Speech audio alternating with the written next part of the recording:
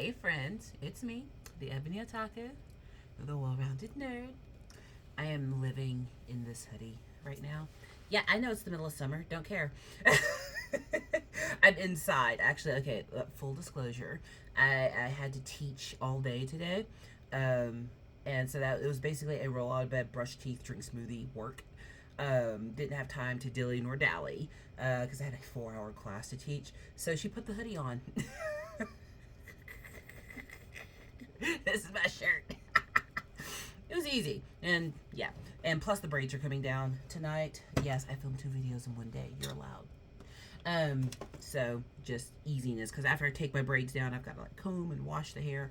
It's a whole process, honey. But I will have the fro out for a couple of weeks, which will be very great. Just remember, you can't tell what's going on my channel in real time by hair because, one, I don't always put videos I record up in the order that I record them, but rest assured, like, the pre-recorded videos are usually filmed a month before you actually see them. It just gives me peace of mind that my channel is still uploading, like if I get busy or if I have to travel or stuff. And plus I'm going to start working on another degree later this year or early in 2025, so I like the rhythm of having it pre-recorded. That way channel is, because like doing community posts and shorts, that's really easy, but filming videos takes a little bit more effort. Okay, a lot bit more effort. So I just want to keep it uploading, so just keep that in mind. You can never tell when something's happening based on my hair. The hair changes, but the fro is coming out for a while and I'm very excited about it. But I'm equally excited about this. So I'm in the middle of building my first commander deck, and I'm doing Magic the Gathering Universes Beyond, and I went with a Lord of the Rings. That's the Universes Beyond. I love it when properties and gaming systems and all that stuff does crossovers, because it gets people into something they may not have been interested in otherwise. I've said it a few times. I got back into Magic the Gathering because the Universes Beyond have Warhammer decks. You got me. What do you mean I can play as Eisenhorn? Got it. I'm here. I'm here for it. What do you mean I can have an Abandoned the Spoiler as my commander? All right, I can have Inquisitor Greyfax as a command. Yeah, I'm here. I am here for it. And I love my Necron deck. It's a black deck, and if it gets going, them artifacts are coming for you. But I've never in my history of playing Magic, even when I was younger, I only played with precons, which is pre-constructed decks. Didn't have time, didn't care enough to do that. And now that I'm in a Magic family, everyone plays the Magic, I'm building a deck. So this is number 3 of me building my deck. And we recently helped the stepdaughter and her boyfriend move into a new apartment. And while we were down in their neck of the woods, they took us to their local nerd shop, who had the Universes Beyond. Let's see. This is a starter kit on sale for 20 bucks. There's 120 cards in here. And I have made the decision I'm probably going to go with a green-blue deck. But I was like, hey, I've got the booster box that we did draft night with. I told you all about draft night in the last video. But I've got the booster box I did the draft night with, so I've been picking cards from that. But now I was like, you know what? I don't see complete enough for building my deck. So they got me. They got me. My husband did give me some advice. He said, when you're doing these Magic videos, people want to see all the cards, don't skip. So I'll do my best not to skip cards this time. Because Magic's not my primary nerdity. I am adjacent to Magic. I do Magic because my family loves it. And I actually do enjoy the game now. The last time I played them, I beat everybody 3 times in a row. So once you teach me how to play a game, I'm coming for you. You better let me live in ignorance for a while. Because once I get it, I got it. Okay, speaking of which, skip ahead like 3 minutes if you don't want to hear this video's pontification. She's gonna pontify for a second. So we were at the hobby shop last night. Look, y'all. I just said Magic is not my primary thing. My stepson loves it, so I play it. My husband, stepdaughter, soon to be son-in-law one day. Everybody plays Magic in this family. Sister-in-law plays Magic. Everyone plays Magic. So okay, it's family time. I'm gonna learn to play Magic. I learned to play this game and got back into it. I haven't played in 25 years because my family all likes it. Okay, yeah. Woo, stepmom of the year, right? Yes, great wife. But nobody forced me to play. Nobody was like, oh, well, we're just going to dislike you if you don't like our hobby, because that's rude. And vice versa. So I am obviously a Transformer and Sailor Moon fan.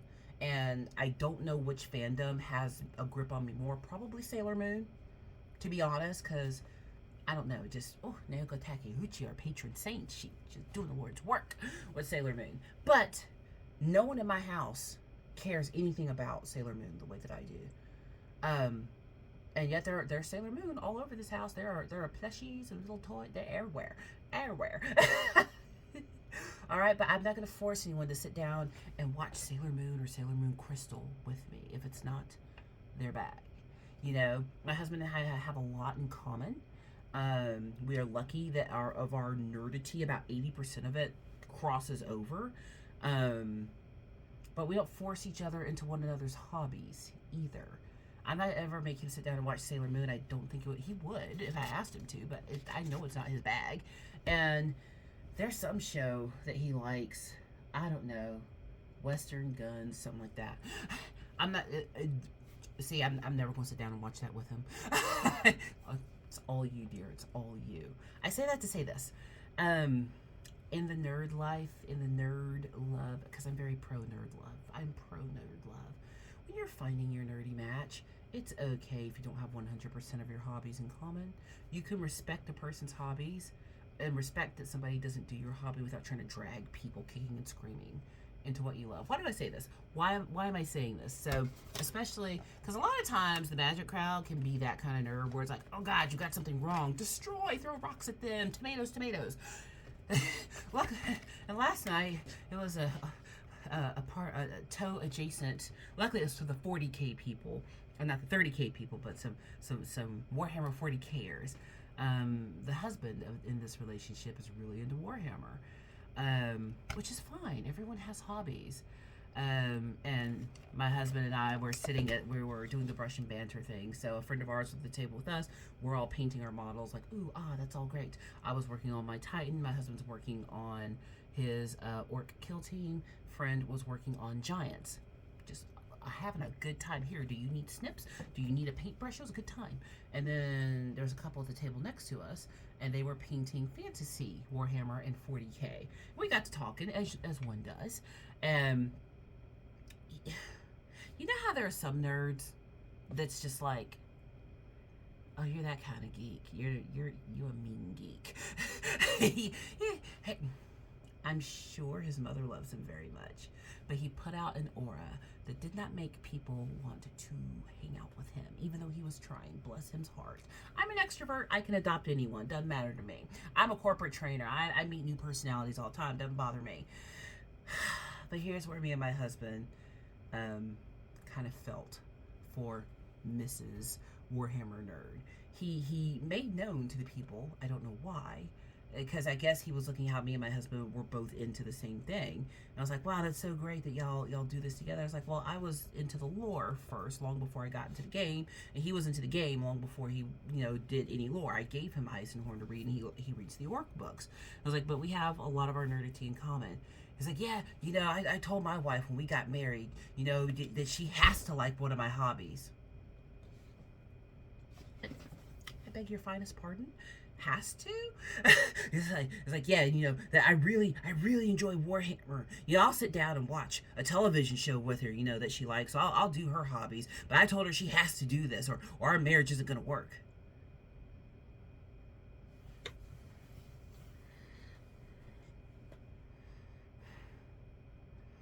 Don't be that guy.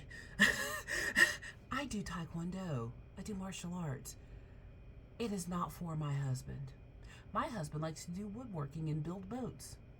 I'm glad he enjoys that. It's not for me.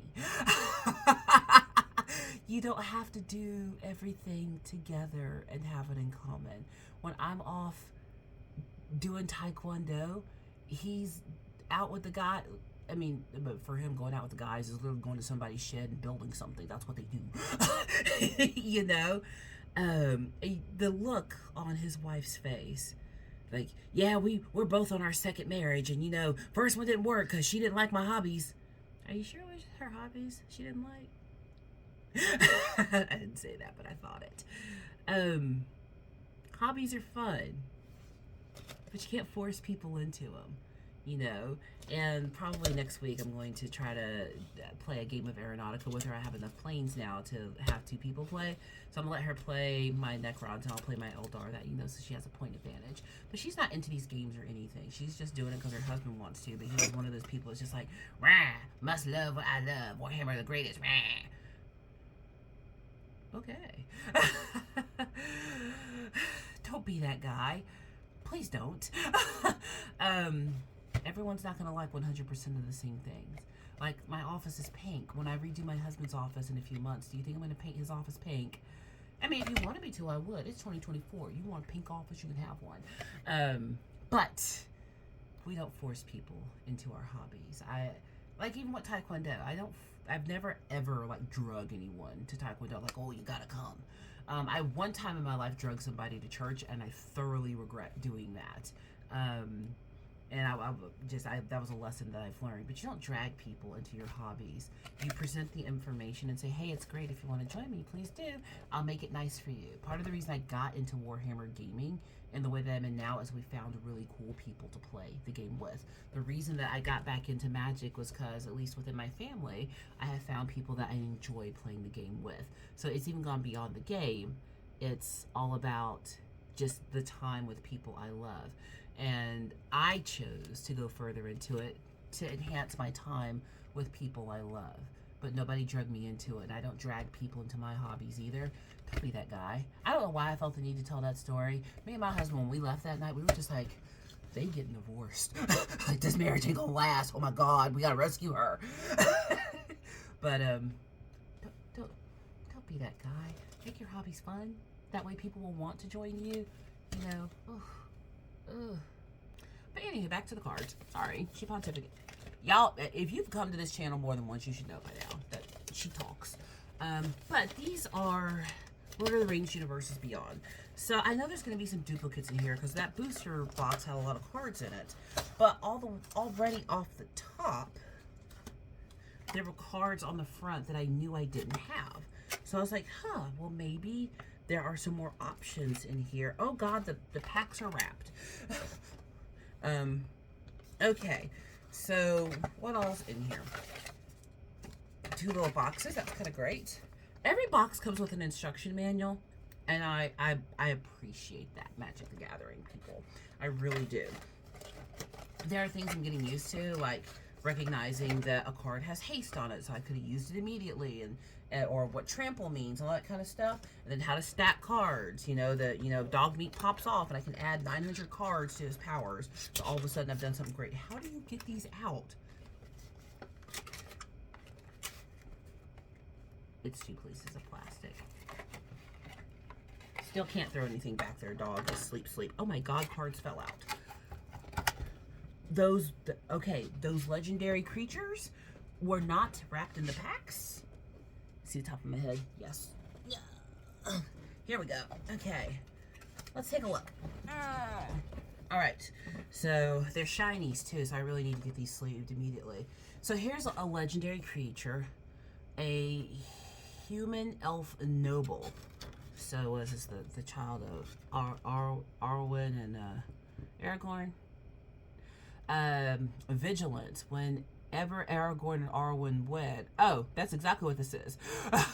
Enters whenever Aragorn and Arwen wed enters the battlefield or attacks, put a +1/+1 counter on each other creature you control. You gain 1 life for each creature you control. Oh, wow. Okay, so that's interesting. This is a green and no color card. So that's a possibility for a commander. There are 3/6 as well. They've got mad defense on them. But they get +1. Oh, okay. But this one is, Avatar Horror. So this one would be for a red and black deck, and the colorless. When Sauron, the Lidless Eye, enters the battlefield, gain control of target creature. and opponent controls until end of turn. Untap. It gains haste until end of turn. Creatures you control get +2/+0 until end of turn. Each opponent loses 2 life. Oh, okay. All right, well let's open these. Oh, I can play these decks in ArenaNet. So yeah, ArenaNet, you know, they got my Guild Wars. So we got to get our handy dandy tool. I need to find my little multi-tool, the one I took from my dad ages ago. I mean, it's cheap. You know, it's not a costly item. It's just, you know, something my dad owned, so I like having it. I feel like if my dad had ever known about Magic the Gathering, he would have enjoyed it. He was this kind of dork. Okay, so there are some good... Oh, okay. Halfling Warrior. There's a legendary creature. Okay. All right, I'm going to put my possibilities on one side of this box and my can't use it's on the other. Avatar Wizard, Gandalf the White Rider, Vigilance. So he could be a commander. Whenever you cast a spell, creatures you control get +1/+0, and scry 1. Oh, so that means you can pick it up, look at the card, and put it back. When Gandalf White Rider dies, you may put it into your library, owner's library, 5th from the top. So you can draw them again? Holy sh... Oh, beautiful. I love the artwork on these cards. Okay. I'm glad I bought this. We also have Galadriel, the Gift Giver. Don't you love the story of Galadriel giving her hairs to Gimli? It's the best thing ever. Whenever Galadriel, Gift Giver, enters the battlefield or attacks, choose 1. Put +1/+1 counter on another target creature or create a food token. Or create treasure token. Oh, wow. She's a 4/4. Bilbo's Ring. Colorless. It's a legendary artifact equipment. So I would have to equip this to somebody. As long as it's your turn, equipped creature has hexproof and can't be blocked. Oh. The Ring. Whatever equipped creature attacks alone, you draw a card and you lose 1 life. Okay. Okay, so, oh, these are Human Knights. I think these are creature cards. Yeah, these are all creature cards. I need to separate those out. So if you create a creature, they're different. This is not a token creature, is it? No. No, it's not a token creature. My bad. Now cries the strong voices. No, I think it is. No, it's just a general creature card, but it could work for my deck. A Westfold Rider. Okay, so these are all human creatures I'm going through now. So, like, a bunch of Human Knights. You just saw that one. Oh, Peasant Farmer. I'm not really going for a human deck. I've already got several Protectors of Gondor. The Dunedain Blade. It's an artifact equipment that I can equip. Equipped creature gets +2/+1. If I equip a human, it only costs me 1. If I equip anything else, it costs me 3 to equip it. And when I say cost, I'm talking about mana cost. That's good. Ooh, Second Breakfast. I do like the colorless ones. You can pepper those in your deck. Rosie of South Cotton Lane. Y'all, I love the whole Sam and Rosie thing. I just find that them, you know, just simple love, simple beautiful love is just so great. If I was ever to marry anyone, Mr. Frodo, it would have been her. Okay. Ooh, the Banishing Light. Okay, see, this is what I'm really enjoying. Because I know the lore of Lord of the Rings so well, I can look at the pictures and tell what's going on before even reading the ability of the card. And that's how you get people to want to play something that connects to a property they love. Where is my Adventure Time deck, Magic the Gathering people? I will buy 6 of them. Where's my Adventure Time deck? Universes Beyond. But it's just a calming, reassuring way to get people into a game, because I'm looking at it as like, oh, There's one of the eagles, the bird noble. You know, you got to have some flyers in there because it's hard, very hard to block flyers. An instant destroy. See, look, it's a Gandalf and the Balrog. An instant destroy creature. Yes. Mushroom watchdogs. Mushrooms. Let's see. These are all greens, so these are great. Creature human shaman. She's a 1/1. Oh. But she can add trample to somebody else, so that's not a bad power. There's some duplicates in here, so I'm just going through the duplicate. Bag in porter. It's a dwarf. A green dwarf. Whenever it attacks, it gets +S/+X until the end of turn. X is the number of legendary creatures you control. Well, hell, so he got 6 legendary creatures out there. He'd be a 10/10. Okay, that's cool. A tree folk. This one has reach. When generous int enters the battlefield, create a food token. It's an artifact. 2 sacrifices artifact and gain 3 life. You can also use forest cycling. Okay, words. Discard this card, search your library for a forest card, reveal it, and put it into your hand, then shuffle. He's a 5/7. And he costs 6 to cast. Holy cow. Oh. Mini parting. Search your library for a basic land, reveal it, put it in your hand. Create a food token. Oh, wow. So this is sorcery. That's a good one. Oh. You just see the what's going on here. Oh my goodness. The Galadrim bow.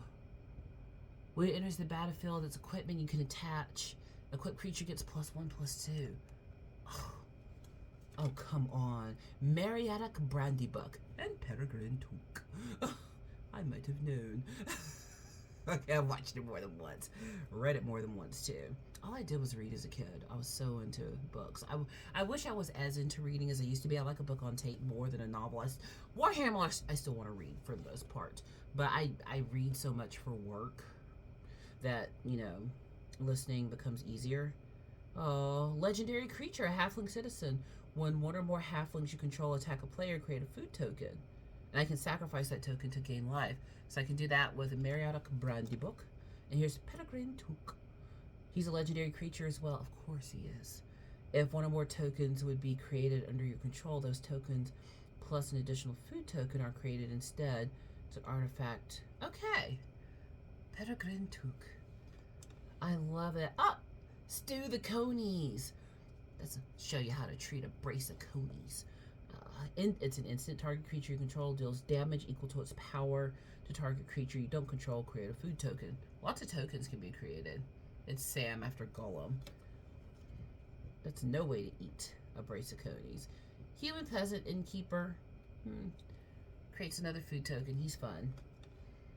Oh, look at these lands. Shire Terrace.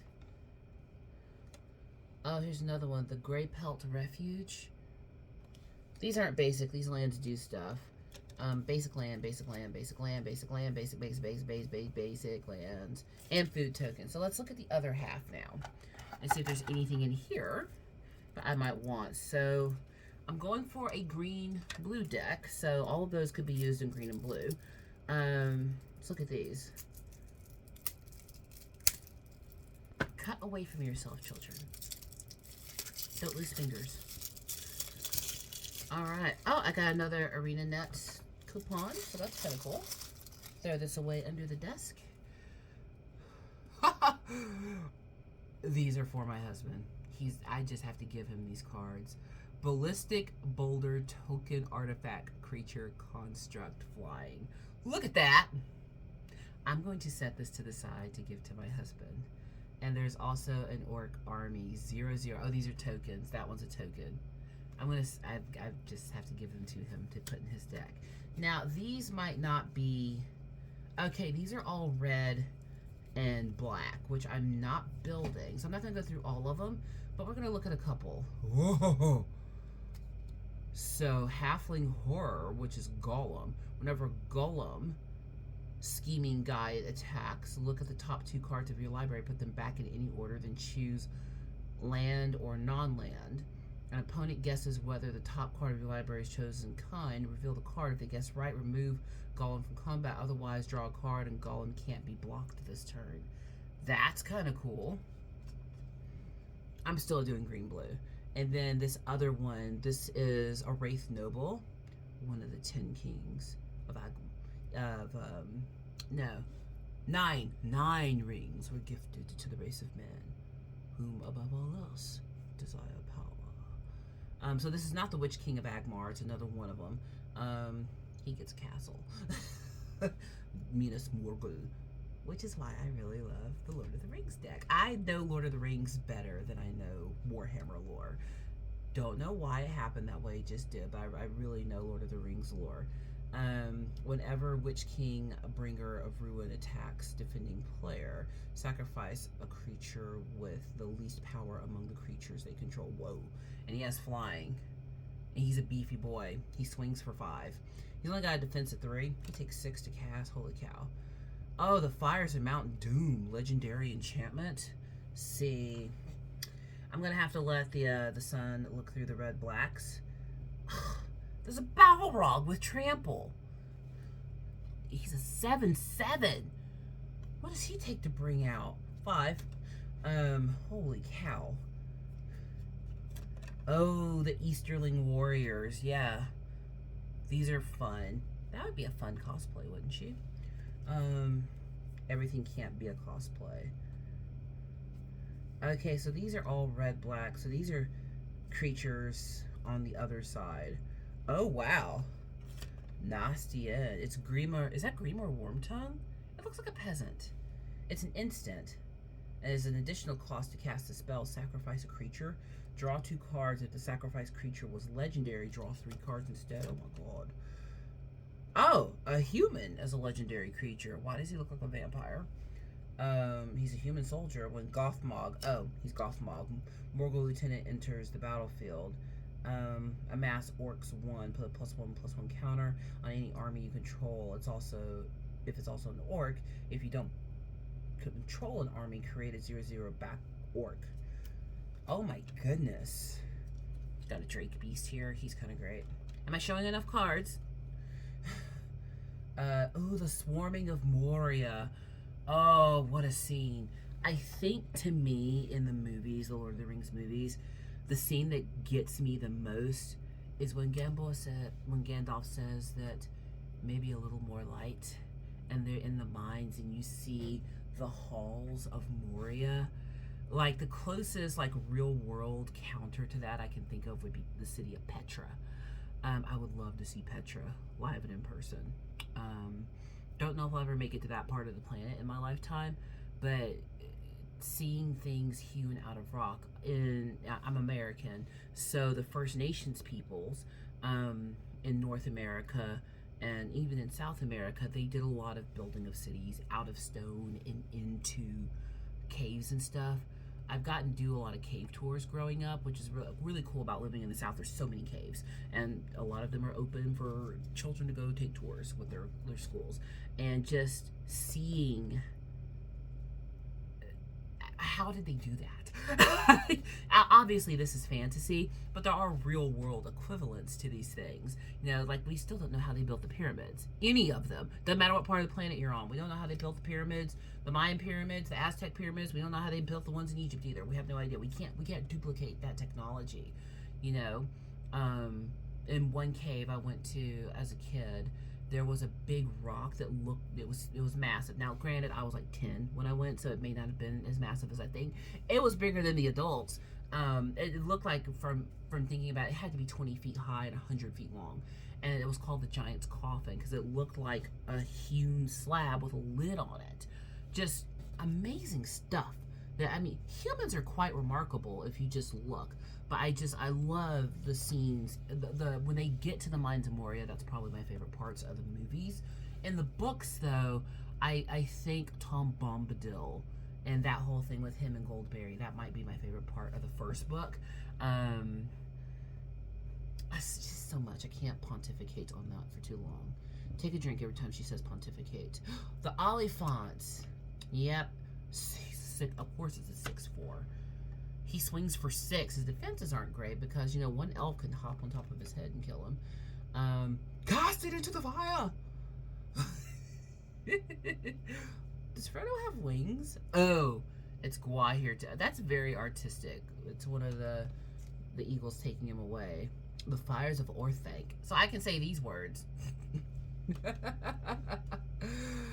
Oh, these are so great. Oh, the Uruk-hai captain. The Uruk-hai are... I don't know. I don't know how Sauron was able to control those as long as he was. Because they don't seem like they care. Oh. Ugluk of the White Hand. Orcs bearing the white hand of Sauron. The Mind Stone. Interessant. And these are all lands now. Wow, okay. So I'm not playing a red-black deck, but those cards are beautiful. I'm gonna give my husband the Orc card. I have to save this one for him. He has to have it. So I'm gonna keep these two. This one for him.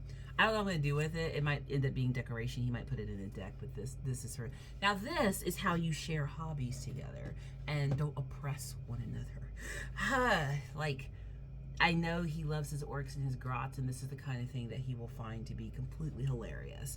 Like, he has little orcs and grots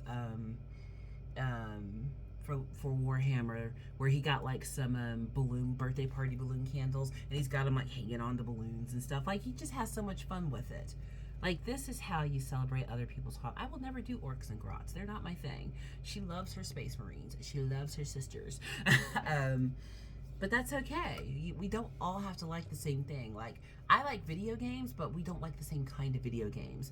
We're gonna play probably Baldur's Gate together, because we're both I'm video game D&D nerd. He's like real D&D nerd. But I don't play the actual D&D mine tabletop thing. But I do paint figures. Those itty bitty ones for D&D, I paint those very well. I paint them for his group because I like painting. That's how you share hobbies together without being oppressive. I mean, just don't be that guy. Be this guy. Be this guy. Okay. All right. That was fun. I'm super excited. And I got some ArenaNet coupons. So we have a coupon. So I am going to put these back in the box, and we're continuing this journey of building our deck, my deck. I'm so excited. So now I'm going to start really like... Oh, okay, so this is going to be I gotta pick a commander and an alternate commander, and then, yeah, gotta have 30 lands and 70 cards, and we're doing it. We're doing it. I'm so excited. That was a fun video. When next you see me recorded, I shall have the afro out. I'm going to have it out for a couple of weeks. I miss my fro, and I'm feeling like I need the fro for a while, but I don't keep it out all the time because it gets on my nerves. Like, I love it, but it's maintenance. This is no maintenance. So... And I won't dye my own hair. I'll use like hair wax on it and like temporary spraying color, but I'm very tender with my actual hair. I take very good care of my afro, and I don't do anything that could possibly damage it. So protective style, leave it out for a little while. Protective style, leave it out. So yeah, the fro is on its way. But until then, please like, comment, and subscribe, and I'll see you in the next one.